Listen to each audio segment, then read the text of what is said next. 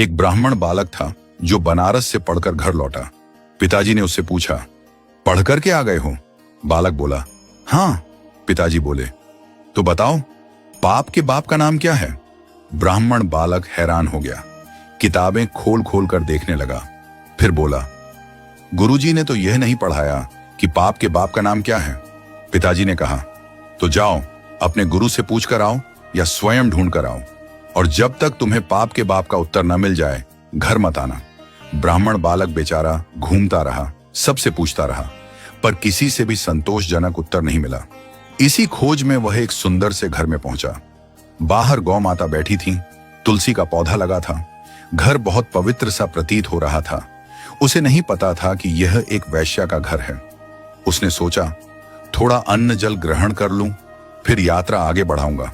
भीतर गया, बैठा। वैश्या ने जल पिलाया। जल पीने के बाद बालक ने पूछा, देवी, आप कोई वैष्णव भक्त हैं? आपका नाम क्या है?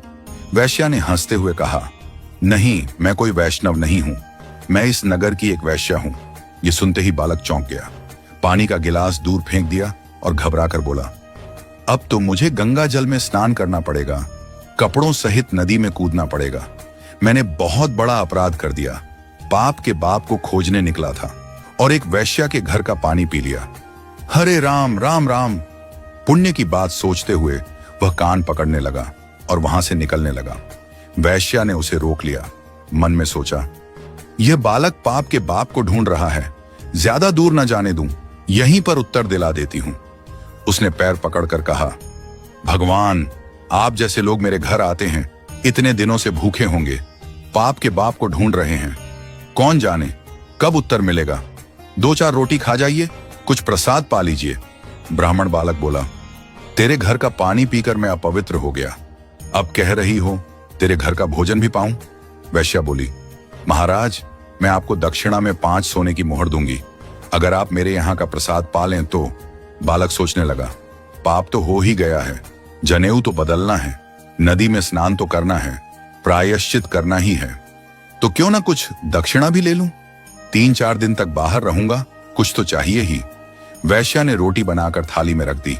बालक जैसे ही खाने बैठा, वैश्या ने उसका हाथ पकड़ लिया और बोली, महाराज, मेरा मन है कि मैं अपने हाथ से आपको खिला दूं, और यदि आप ऐसा करेंगे तो 5 की जगह 15 सोने की मोहर दक्षिणा में दूंगी। बालक ने कुछ सोचकर मुंह खोल दिया, ठीक है, खिला दो। वैश्या ने कौर हाथ में लिया और जैसे ही भोजन देने लगी बोली, महाराज, एक बात याद रखना, पिताजी को जाकर कह दीजिएगा, पाप के बाप का नाम लोभ है।